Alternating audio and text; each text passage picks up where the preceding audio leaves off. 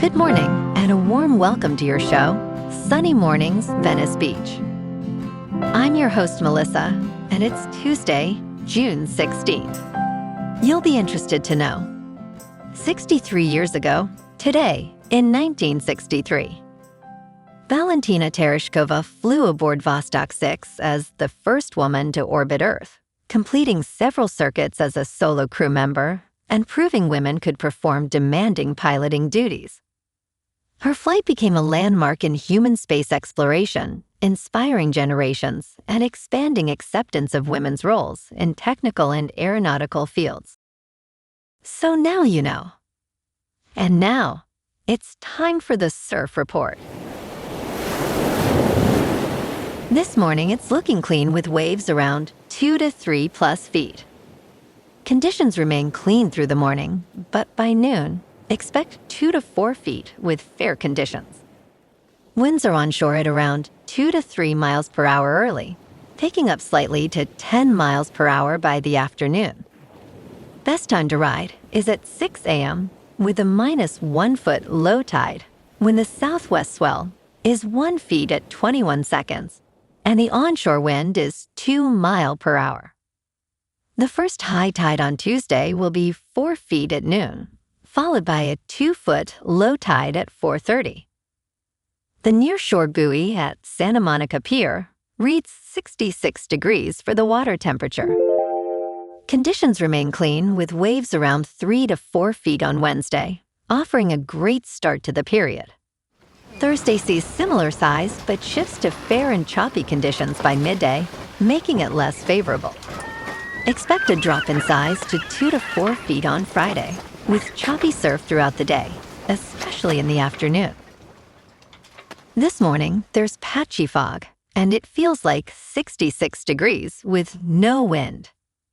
The sunset will take place at 8:07, and it will rise again tomorrow at 5:42.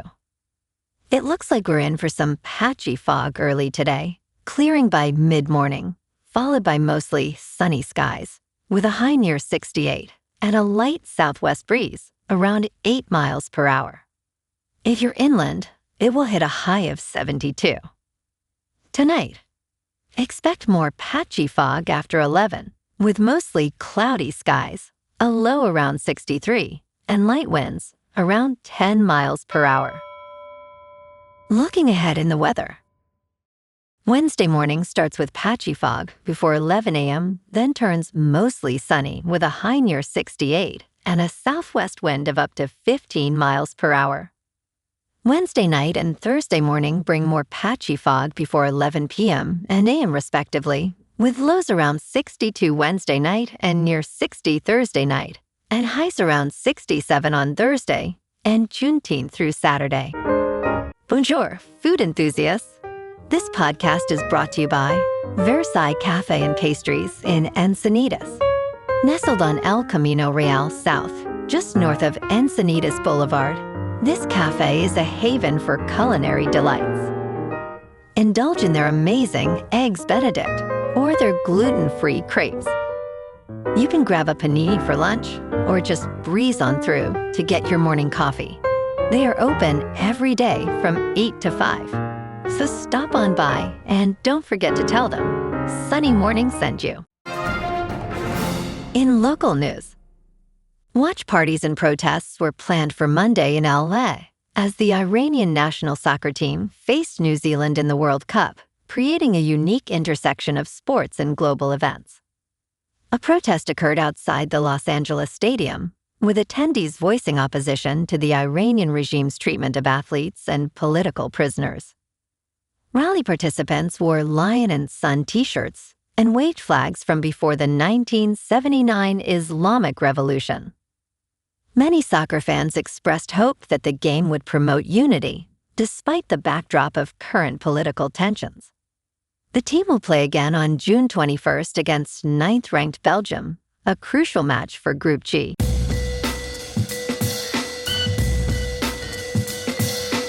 Now on to sports. Texas head coach Steve Sarkisian said he would not be surprised if Arch Manning bypassed the 2027 National Football League draft and stayed in college for a 5th year. He stated, "I think Arch really loves college football. I really do." Sarkisian noted Manning has pretty good endorsements due to his family's lineage and the University of Texas brand. He added that Manning's decision could depend on the team's performance this fall and how he plays individually. Despite a challenging season, Manning is still considered one of the top prospects in college football.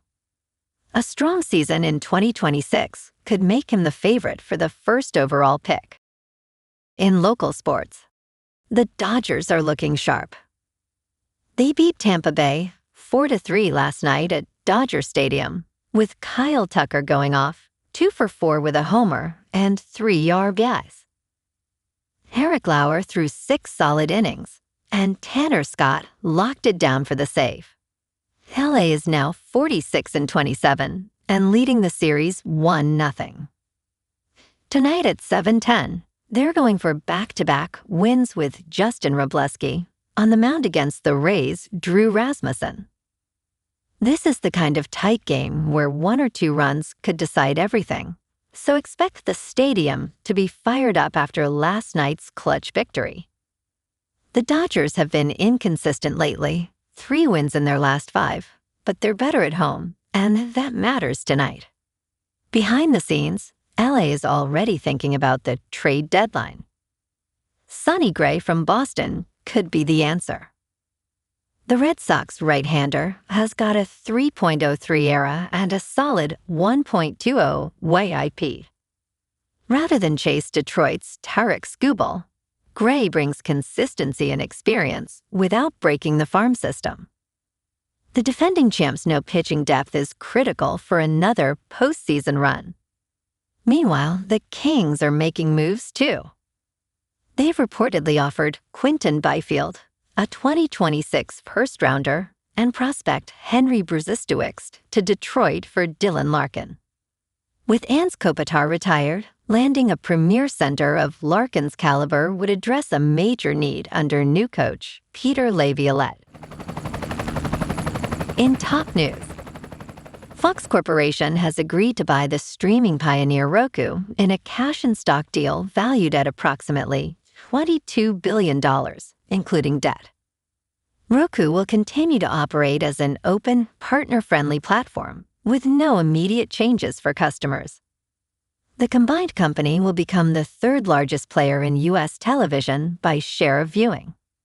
Fox will gain access to over 100 million global households and the Roku channel. Fox CEO Lachlan Murdoch stated that this combination will enhance advertising and streaming subscriptions. The deal is expected to close in the first half of next year, pending shareholder and regulatory approval. In business news, people in China are watching the World Cup differently this time. Long gone are the days when catching World Cup soccer games on the go meant buying a portable mini television set. Instead, consumers in China can just whip out their phones. Soccer is popular in China, even if the national team has not qualified for the World Cup since 2002. This year, Chinese social media company Viahongshu won the rights to stream the World Cup games for free to all users. The app is sometimes compared to Meta's Instagram. Widespread 5G connectivity helps, as people in China spend 40% of their daily mobile phone time watching videos. In crypto movement, Bitcoin is unchanged at just under $66,000. Ethereum is up 3% to just under $1,800. And XRP is up 2.5% to $1.22. Moving on to a more local vibe. In our community spotlight on health and wellness, we are working with a national Pilates studio to bring you some free classes, so listen up. Check out Club Pilates, with several locations in the San Diego area. Pilates presents a comprehensive wellness approach, cultivating strength, reducing tension, and elevating mental well-being. Scientific research affirms its benefits. So now you can check out Club Pilates for a free class. With locations in Encinitas, Solana Beach, Oceanside, La Jolla, and more. Just be sure to tell them Sunny Morning sent you by. And now, back to the show. Let's talk tech. Anthropic is still at odds with the White House over the Claude Fable 5 model. Trump administration officials concluded talks with Anthropic without lifting export controls imposed last week due to jailbreaking concerns. The administration continues to believe there are ways to disable some guardrails on Claude Fable 5, allowing access to more powerful cybersecurity capabilities. Anthropic has stated that the administration's concerns are overblown. The Commerce Department is willing to bring Fable 5 back online for consumer use, contingent on resolving jailbreak concerns. These emergency talks come at a politically charged time for Anthropic, which is also in conflict with the Pentagon over military applications of its AI models. And in entertainment news, Neymar Jr., the Brazilian football icon, is launching an AI-powered microdrama slate with Flairflow, featuring 16 titles. This partnership, announced during the 2026 World Cup, creates a live-action franchise showcasing Neymar's global appeal.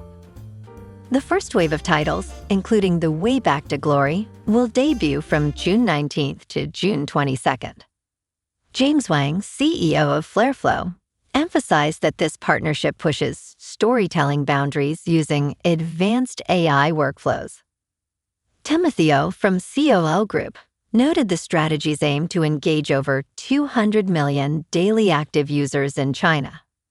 Neymar's journey includes intriguing titles like Fake Neymar, Real God, and The Limping Janitor is the True World Football King. Well, alrighty folks, it's time for the quote of the day. And today, our quote comes from the American poet and civil rights activist, Audre Lorde. And she said, "When I dare to be powerful, to use my strength in the service of my vision, then it becomes less and less important whether I am afraid." And that's a wrap for this morning. You can check out our Instagram, YouTube, and TikTok for some captivating aerial videos with local news and the surf reports. Have an amazing day, my good friends. We'll see you tomorrow with another episode of Sunny Mornings Venice Beach.